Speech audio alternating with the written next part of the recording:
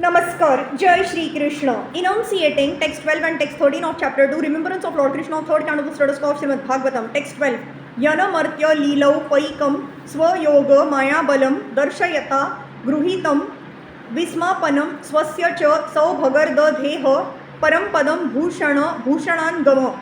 The Lord appeared in the mortal world by his internal potency Yoga Maya. He comes in his eternal form, which is just suitable for his pastimes. These pastimes were wonderful for everyone, even for those proud of their own opulence, including the Lord himself in his form as the Lord of Vaikuntha. Thus is Sri Krishna's transcendental body is the ornament of all ornaments.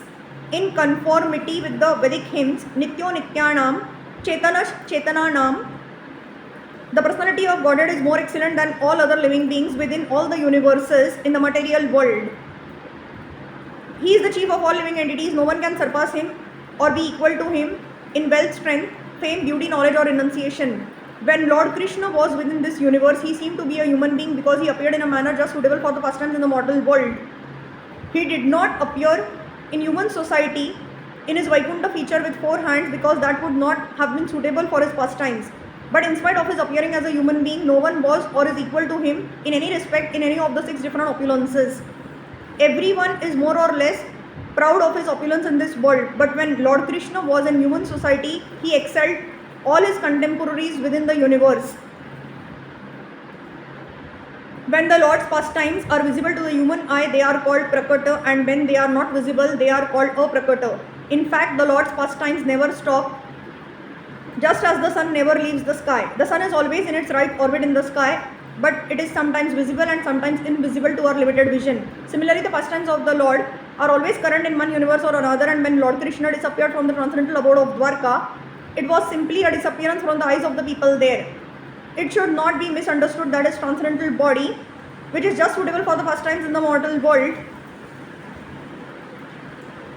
is in any way inferior to his different expansions in the Vaikuntha Lokas. His body manifested in the material world is transcendental par excellence in the sense that his pastimes in the mortal world excel his mercy displayed in the Vaikuntha Lokas. In the Vaikuntha Lokas, the Lord is merciful toward the liberated or Nitya Mukta living entities, but in his pastimes in the mortal world, he is merciful even to the fallen souls who are Nitya Baddha or conditioned forever.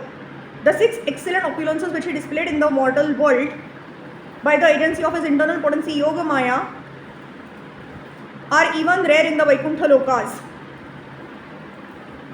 All his pastimes were manifested not by the material energy but by his spiritual energy. The excellence of his Rasa Leela at Vrindavan and his householder life with 16,000 wives is wonderful even for Narayan in Vaikuntha and is certainly so for other living entities within this mortal world.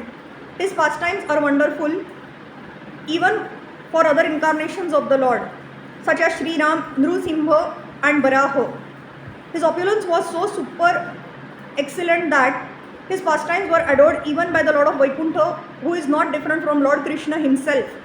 Text 13. Yada dharma sunor bata rajasuye niriksha druk swastya yanam trilokaha kartasnyena chadyeha gatam vidhatu rarvak srutau kaushala mitya manyata.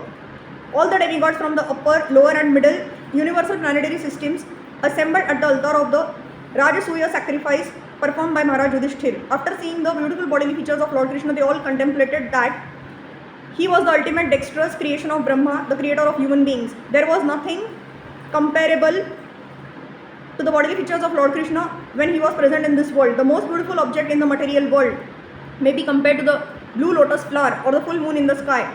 But even the lotus flower or the moon were defeated by the beauty of the bodily features of Lord Krishna, and this is certified by the demigods, the most beautiful living creatures in the universe. The demigods thought that Lord Krishna, like themselves, was also created by Lord Brahma, but in fact Brahma was created by Lord Krishna.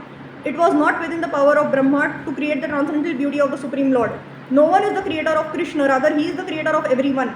As he says in Bhagavad Gita 10.8, Aham sarvasya prabhavo mataha sarvam pravartate. Hare Krishna.